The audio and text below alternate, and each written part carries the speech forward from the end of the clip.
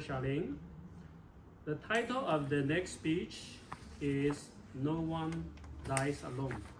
And the speaker is a hardworking individual who manages a full-time job as a health advocate and part-time studies in psychology.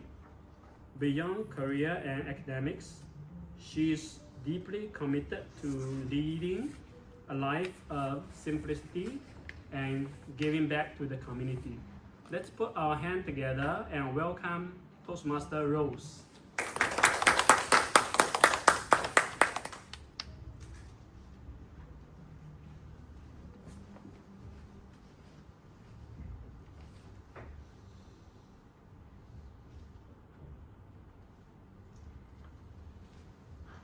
There are two sides of everything. Death is not something that everyone likes to talk about. But I believe that talking about death makes us how to appreciate life. In this journey, I am very fortunate to know this guy called Mark. He is a mental health advocate who isn't afraid to talk about death.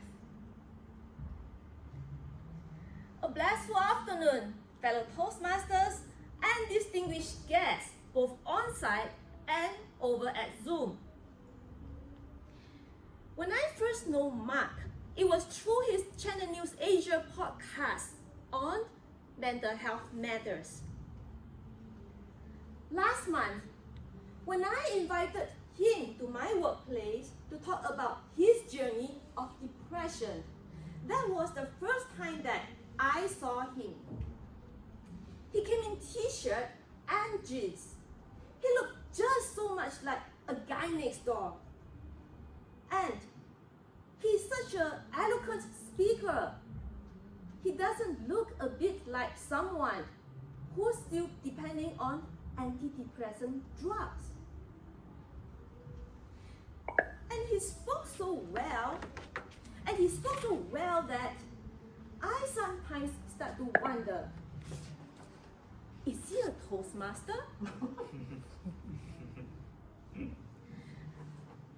Our path crossed again last Saturday at IMH.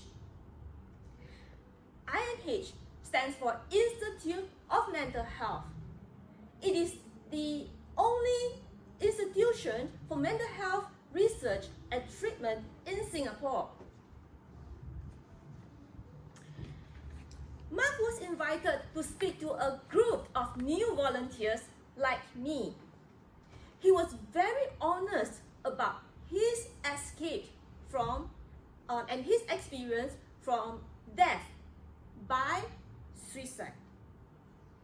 He shared with us on that very day when he thought that was going to be his last day and he's going to execute his suicide plan. He decided to make a call and he promised himself that he will not be the first one to hang up the call. And that was history. His life was saved by a IMH hotline. The person who was over there at the end who spoke to him gently led him to abort the idea of death and to continue living. And what kept him alive today is with his family's support. They have been a great pillar towards his recovery. Now, at this point, can I have a show of hands who have been to IMH before? It may be for a variety of reasons, like to attend a talk or to visit someone else, or could be other things. But you know, going to IMH there's such a stigma there. So despite me studying psychology, I would hesitate if the mental health talk happens in IMH. And this stigma is so strong that I have to think twice. How do I take a Grab to INH?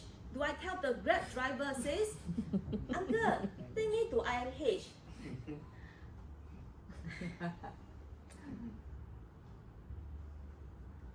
But when I went there, it was so heartbreaking. You know that the long-staying patients there have limited life support. And what happens when they contracted a terminal illness? They face the grim future of dying alone. The topic of death, alone in silence. Let's sit in for a while. How does it feel?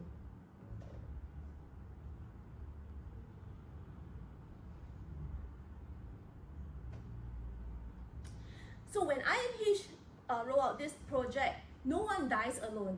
This is a program that provides support to dying patients with limited family support.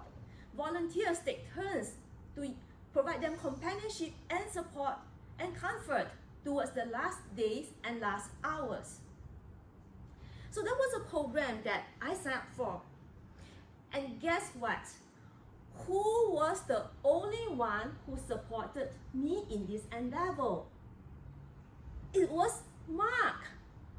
He messaged me exuberantly.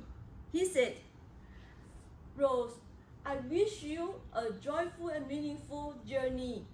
If you need any help in this adventure, let me know, yeah? There are 3 lessons which I have learned from this. Number 1, when you talk about death, it makes you think about life. Secondly, people with mental health challenges can be helpers to us too. And thirdly, INH is not a place of terror and fear, but it is a place of hope. And my challenge to you is, the next time when you encounter something or someone that is scary, what perspective will you choose? One will die alone, or no one will die alone? Back to you, Toastmaster of the day.